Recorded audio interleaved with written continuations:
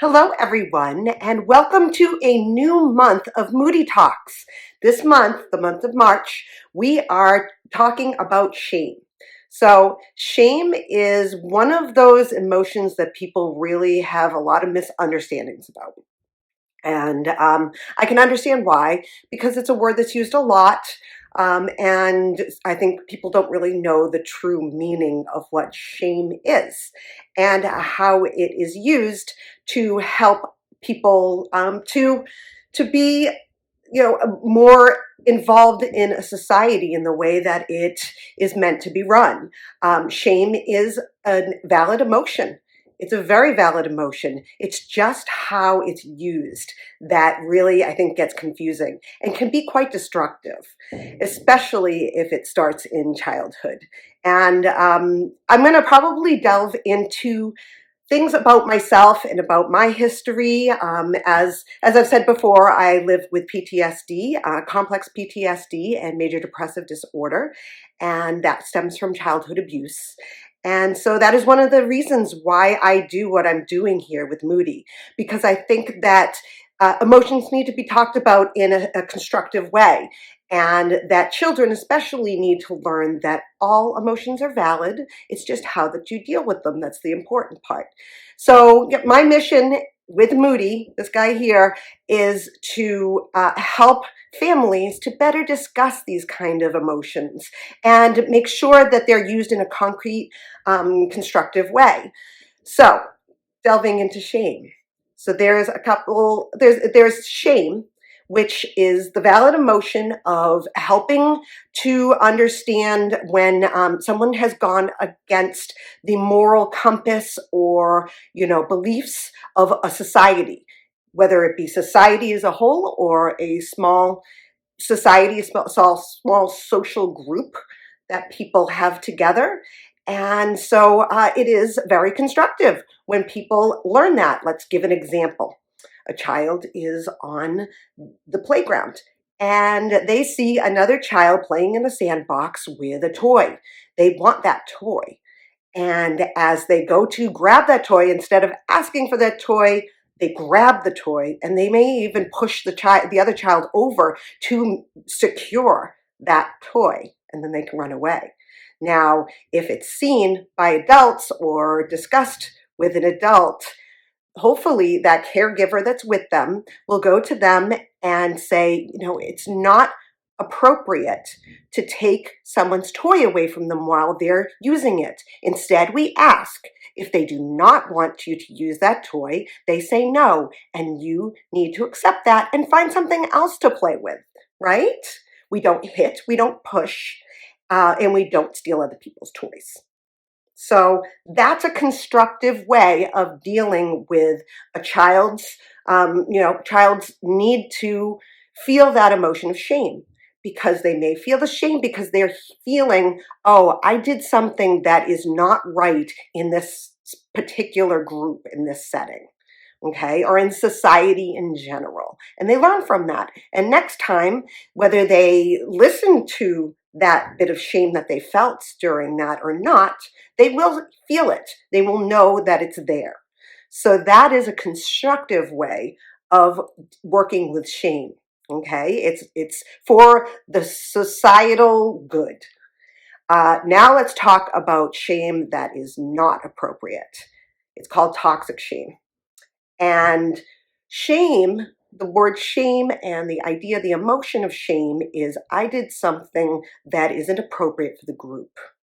Now, toxic shame comes about when a child or an adult, anybody really, is constantly told that they are a bad person for doing that thing.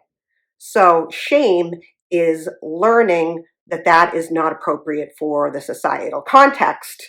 Whereas toxic shame is that the child is told so many times, the person's told so many times that they're bad because they did it.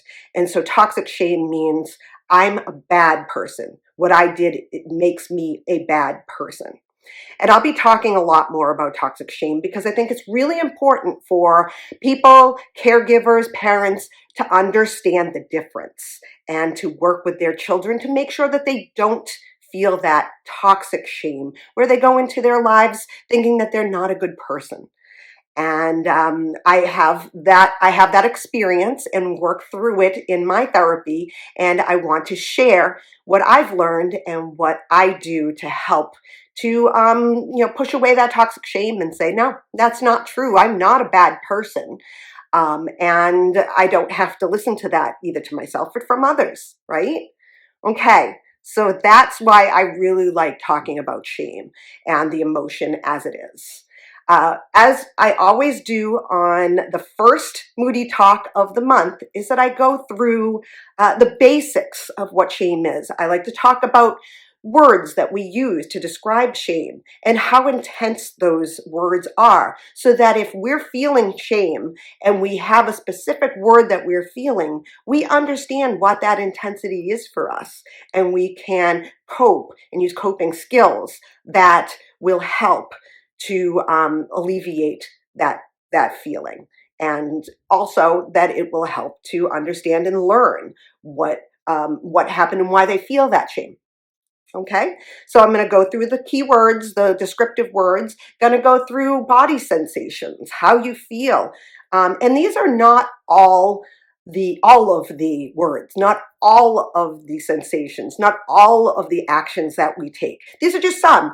And I just wanted to introduce you to them so that you understand what is shame. Okay, let's dig into it. Okay, we're going to start with descriptive words for shame. So here's embarrassed, self-conscious, shy, humiliated, mortified, and feeling culpable. A culpable means that it's their fault, that it's your fault. Okay? Let's go on to the word scale now. So we know the intensity of these. This is my word scale. It doesn't have to be yours. This is just an example of what a word scale and what the intensity is for these words. Okay? So for me, shy is on the low shame side of things, okay? So I'm feeling shy. Self-conscious, I say that would go in the middle, well, probably about a 3 or so, feeling self-conscious because of something that's been done, for some reason having that feeling. Embarrassed, I feel like that goes into the center, it goes closer to like 5, 4, 5.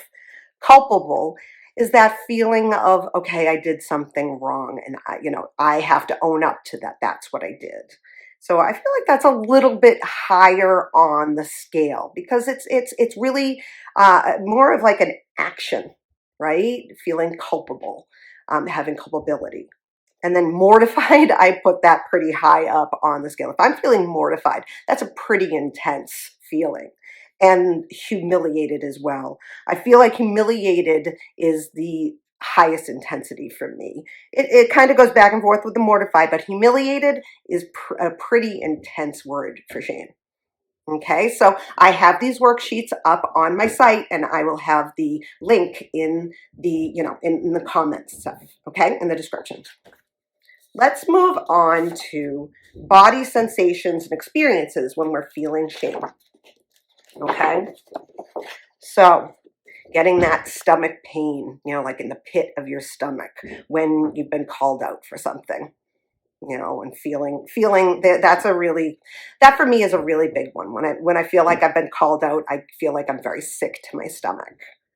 Wanting to hide from the world, just not even wanting to go out, not wanting to be a part of society or the social group. There's a sense of dread, like, oh, I have to, take responsibility, and this is going to be really, really hard for me. And so that dread is a really important part of the feeling, the body sensation that you may have when you're feeling shame. If it's a fairly large situation which you're feeling shame, you're definitely going to probably feel that dread feeling, right? Let's see, feeling rejected. Like, okay, I did this wrong and now nobody's going to want to be around me, right? And then wanting to shrink away in public. Like you're in the situation and you just want to become so small and you want to just hopefully just get put, just go away and not have anyone even notice that I'm going away, right?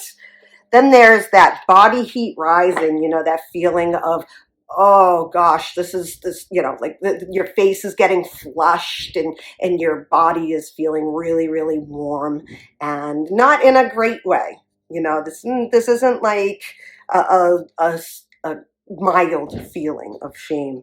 That body heat of coming up, it's just like coming from the pit, from that stomach pain, and just rising up into your face. I think that's a really, really intense feeling of shame.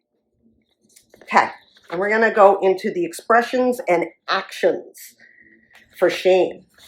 So these are the things that we do or we say, or what we end up doing because we feel that shame. Avoiding people involved with the situation that caused the shame. So no calls, no emails, no text back, anything like that, because you're just feeling that shame. Appeasing, saying sorry obsessively or constantly. I'm so sorry. I'm so sorry. Even though it's probably at the point that you've already discussed it, and it's, the story's kind of over, but you still feel that shame inside, and you feel like you constantly have to say you're sorry to them. Even if it's not in the situation that it was in, that you feel like you have to say sorry to the person that you had a situation with before. Physically withdrawing in public. So it's kind of like what I had said before, is like you're there in the situation and all you want to do is become tiny, tiny, tiny and slip away. And, that's a feeling, that's a really intense feeling, that you just want to become so, so small and just, run away so that you don't feel that intense pressure of shame from the group or the situation. And then finally, hiding the behavior that caused that situation. Okay, so this is if you are in a situation and you felt shame over it, and it was something that you had done, and you never want anyone to ever see that behavior again, regardless of if it's appropriate for other situations. You know what I mean? Like that you never want to do this again because you felt shame because of it. And that can be even in positive situations where it didn't work out correctly. You never want to do it again because you feel like you're just going to embarrass yourself, or you're going to, have people make fun of you for it. So that's a big behavior that people tend to do when they felt shame for a behavior maybe once or twice, that they never ever want to show it in public again, because that's what caused them that feeling. So these are the worksheets for this week. Like I said, they're my usual first Moody Talk worksheets and what we described, because I think it's a very important thing to do, is to write down the words that you think describe shame. That way you can use that word scale and really look at what the intensity is for those words. Like I said, if you're in a situation and you feel embarrassed, and that is a shame reflex, the embarrassment is, what intensity is that for you? Is it higher on the scale, or is it more mid-level? And what can you do as a coping skill to deal with that feeling? And we're going to go more into that as well. We're going to do our coping skills. I do at least 2. Next week, I'm going to work on toxic shame. We're going to talk a lot more about that. And maybe we'll talk a bit about how we as human beings can help others to not feel that toxic shame, to understand that the situation is not that they are a bad person, but that what happened wasn't correct for that situation, wasn't right for that situation. So I hope you guys have a great rest of your week, and I will see you again next week. Bye.